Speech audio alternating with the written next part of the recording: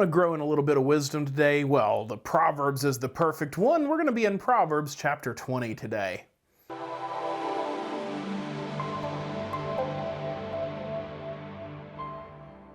Hey guys, and welcome back to God's Word Made Simple by Simple Servant Ministries. My name is Aaron Hawk, and if this is your first time visiting with us, I just want to say welcome and thank you for joining us today.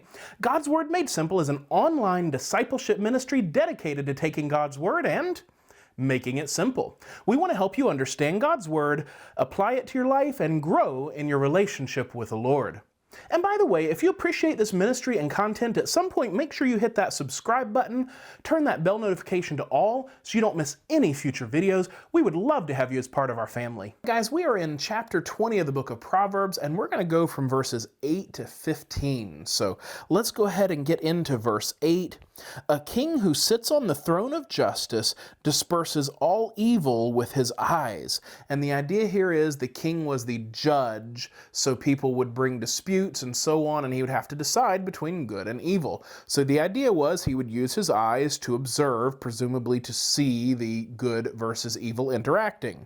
And of course, his obligation is to disperse of evil. In other words, allow righteousness to reign and not allow wickedness to rule.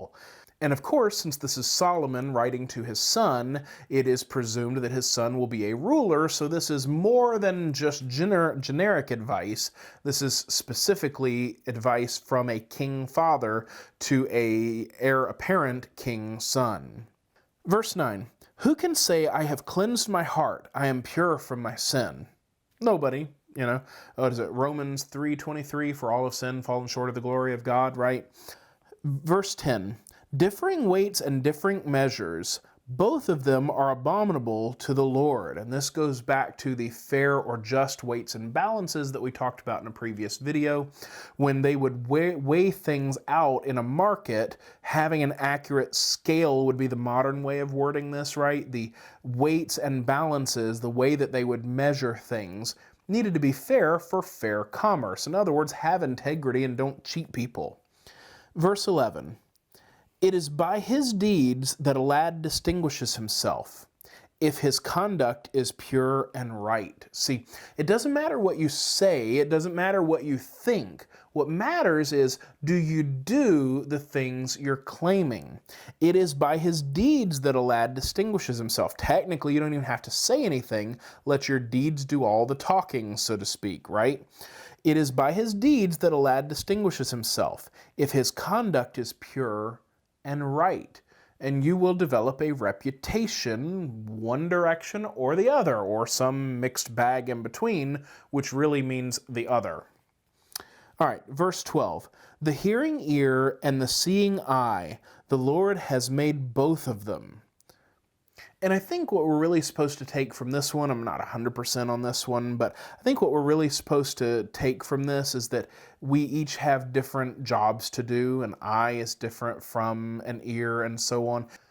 You know, and Paul talks about that in 1 Corinthians 12:21 specifically, the eye, but that whole section surrounding that, right? That's the whole point of that passage, is that within the church, each member has a different job to do, and I believe that to be what this is referencing. So the hearing ear and the seeing eye, the Lord has made both of them. Then verse 13, do not love sleep or you will become poor. Open your eyes and you will be satisfied with food. This goes back to that idea of sloth or laziness. So do not love sleep, someone who just wants to sleep all day. Now, if somebody's up all night because they're working, something like that, that's different. We're not talking about the night shift people. In fact, while I'm recording this, my wife is working a night shift. So do not love sleep means someone who would rather sleep than get up and work. Do not love sleep or you will become poor. Pretty obvious, right? If you're not working, you can't make a living. Open your eyes and you will be satisfied with food. In other words, get up, get busy, get to work, and then you can have the things that you need, and you'll be satisfied with them. Verse 14, bad, bad, says the buyer. But when he goes his way, then he boasts. Now, this may or may not make sense to you. This is the art of the barter or negotiation. And in this culture, most things that were purchased, they would have negotiated or bartered with.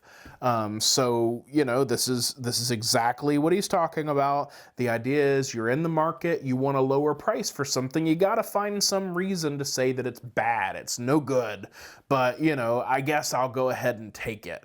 Verse 15, there is gold and an abundance of jewels, but the lips of knowledge are a more precious thing.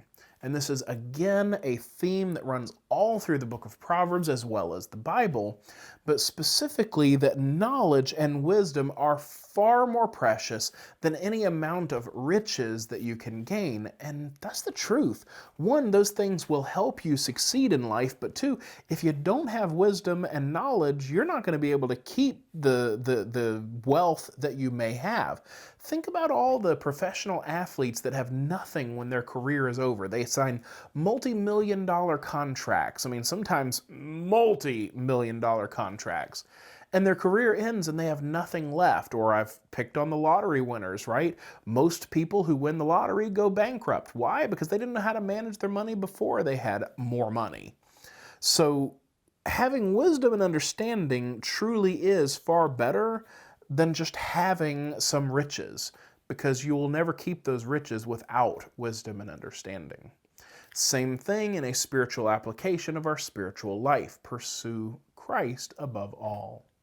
All right, guys, that is it for today. So if you appreciate this video and this content, make sure you hit like, subscribe, turn that bell notification to all so you don't miss any future videos.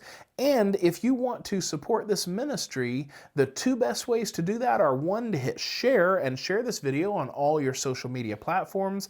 The other, of course, if you desire to financially support this ministry, there is a link down in the description and you can give through that link. All right, guys, thank you very much, and God bless.